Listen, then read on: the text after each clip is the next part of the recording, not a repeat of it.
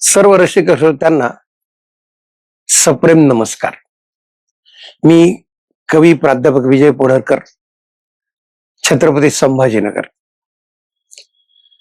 रसिको हो, आजचा हा व्हिडिओ आपणा सर्वांचे आभार व्यक्त करण्यासाठी, धन्यवाद मानण्यासाठी करत आहे. त्याचं कारण असं आहे की आता 8 मार्चला जो जागतिक महिला दिन झाला, त्या निमित्ताने आमच्या हसू आणि आसू या युट्यूब चॅनल वरती आम्ही एक कविता अपलोड केली होती. मी म्हातारी झाले असं अजिबात म्हणायचं नाही. ही कविता जशी ही चॅनल वरती अपलोड केल्या गेली, मला सांगायला आपल्याला अगदी आनंद वाटतो की पहिल्या 2-3 दिवसामध्येच ही कविता जवळपास 2 लाख रसिकांनी पाहिले. आणि अजूनही तो व्हिडिओ, ती कविता सर्व रसिक एकमेकांशी शेअर करत आहेत, आपल्या परिचितांना पाठवत आहेत. आणि आता 3 लाखाच्या जवळपास त्या कवितेचे व्ह्यूज गेलेले आहेत. तसेच आमचा हसू आणि आसू हे युट्यूब चॅनल जे मराठी कवितांचं आहे, त्याचे सबस्क्रायबर्स 11,000च्या वरती गेलेले आहेत. त्यामुळे आपल्या सर्वांचे ऋण व्यक्त करावेत, धन्यवाद अदा करावेत म्हणून हा सुसंवाद या व्हिडिओच्या माध्यमातून करता. मित्र हो, ही जी मी स्त्रियांवरच्या विषयावरची कविता लिहिली होती, ती आमच्या भगिनींनी तर व्हायरल केलीच केली, प्रचंड व्हायरल केली भगिनींनी, त्यांचे तर धन्यवादच. पण फक्त भगिनींनीच नाही, तर अनेक पुरुषांनी सुद्धा ती वाहिली, शेअर केली, एकमेकांना पाठवली आणि अजूनही ते पाठवत आहेत. आणि सगळ्यात महत्वाचं, जवळपास 1600च्या वर अतिशय सुंदर सुंदर प्रतिक्रिया आपण युट्यूब चॅनल वरती लिहिलेल्या आहेत. त्या प्रतिक्रियेमुळे आम्हाला बळ येतं पुन्हा नवीन लिहिण्यासाठी, पुन्हा नवीन कविता शूट करून आपल्यापर्यंत पोहोचण्यासाठी आणि एकंदरीत चॅनल सक्रिय ठेवण्यासाठी, या सगळ्या आपल्या व्ह्यूजची, सबस्क्रायबर वाढण्याची आणि प्रतिक्रियांची आम्हाला मदत होत असते.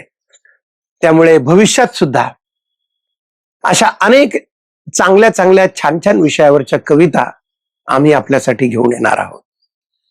या प्रतिक्रिया वाचल्यानंतर बऱ्याच प्रतिक्रियांना आम्ही उत्तर देण्याचा प्रयत्न केला, परंतु जशी जशी प्रतिक्रियांची संख्या वाढत गेली, चरितार्थाच्या कामामुळे मला ते शक्य झालं नाही की आपल्या सर्वांशी सुसंवाद करणं, सर्वांना सांगणं, सर्वांना उत्तर लिहिणं.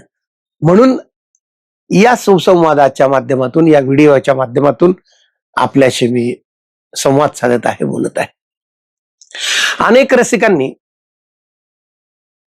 आमच्या कार्यक्रमात सादर केल्या जाणाऱ्या ज्या काही कविता आहेत, त्यांचे व्हिडिओ पाठवा म्हणून असा सूचना केली. ज्यामध्ये संध्याकाळी एक खूप छान गेय कविता आहे, त्यानंतर एक आकाबाई नावाची एक अशीच गंमतशीर कविता आहे. हे व्हिडिओ लवकरात लवकर पाठवा असे सांगितलेलं आहे. निश्चितपणे या कवितांचे व्हिडिओ सुद्धा लवकरात लवकर आपल्या हसू आणि आसू या चॅनलच्या माध्यमातून आपल्यापर्यंत पोहोचतील. बऱ्याचशा प्रतिक्रिया इतक्या सुंदर होत्या. एका आमच्या बंधूंनी अशी प्रतिक्रिया लिहिली की सर, ही कविता ऐकून मला असं वाटलं की खरंच मी माझ्या पत्नीला थोडं स्वातंत्र्य दिलं पाहिजे, थोडं तिला मोकळेपणा दिला पाहिजे जगण्यासाठी, बोलण्यासाठी, आणि मी आता त्या पद्धतीने वागेल असं त्यांनी सांगितलं. की म्हणजे एखादी कविता ऐकून एवढं जर परिवर्तन एखाद्या रसिकामध्ये होत असेल, त्याला तसं वाटत असेल, तर ही मराठी साहित्यासाठी, कवितेसाठी खूपच आनंददायक घटना आहे. त्यानंतर काही रसिकांनी, एका भगिनीने अशी प्रतिक्रिया लिहिली की सर, विधवा स्त्रियांच्या सुद्धा खूप समस्या आहेत, तर कृपा करून आपण त्याच्यावरती काही कविता लिहिल्या, आमचे प्रश्न मांडले तर बरं होईल. ताई, मी तसा जरूर प्रयत्न करेल. एखाद्या भगिनीने कोणी तशी माझी भेट झाली, त्यांनी जर माझ्यासमोर काही व्यक्त झाल्या तर त्याही विषयावर मी लिहिण्याचा प्रयत्न करेल, ते व्हिडिओ बनवेल आणि आपल्यापर्यंत पोहोचवेल. पुनश्च एकदा सर्व रसिकांचे खूप खूप धन्यवाद. अजून एक विशेष गोष्ट की संपूर्ण महाराष्ट्रभर आम्ही कवितांचे 2 कार्यक्रम सादर करत असतो. त्यातला एक आहे हासू आणि आसू मराठी कवितांचा कार्यक्रम. संपूर्ण महाराष्ट्रात जवळपास 1000च्या वर याचे प्रयोग झालेले आहेत. अजूनही ते प्रयोग चालू आहेत. त्यानंतर आरोग्यम धनसंपदा हा कार्यक्रम योगा या विषयावरती लिहिलेल्या गेय कविता, गझल, गोंधळ असे वेगवेगळे संगीताचे फॉर्म वापरून योग, प्राणायाम याचा परिचय व्हावा, याचा प्रसार व्हावा, याचा वाढ व्हावी, योगावरची आरती, असा आरोग्यम धनसंपदा नावाचा 1-1.5 तासाचा खूप सुंदर प्रोग्राम आहे. या दोन्हीही कार्यक्रमामध्ये माझे मित्र प्राध्यापक रवींद्र मगर सर हे निवेदनासाठी असतात. फार उत्तम निवेदन ते करतात. असे कार्यक्रम सुद्धा आम्ही महाराष्ट्रभर सादर करत असतो. अनेक रसिकांनी अशी सुद्धा मागणी केली की तुमच्या ह्या हासू आणि आसू कार्यक्रमाची निर्मिती कशी झाली, त्या कविता कशा लिहिल्या गेल्या. प्राध्यापक राजेश सरकटे जे आमचे मित्र आहेत, संगीतकार, गायक, फार मोठे प्रसिद्ध, त्यांनी आम्हाला ही राय दिली आणि त्यातून हा कार्यक्रम निर्मिती झाली. याचा सुद्धा एक विस्तृत पॉडकास्टच्या माध्यमातून संवाद आपल्याशी आम्ही भविष्यात करू. वेगळ्या विषयावरती बोलत राहू आणि समाजामधला जो एकमेकांमधला संवाद तुटत चाललेला आहे तो कुठेतरी या हासू आणि आसू चॅनलच्या माध्यमातून, कवितेच्या माध्यमातून आपण पुन्हा सुरू करू, एकमेकाशी बोलत राहू.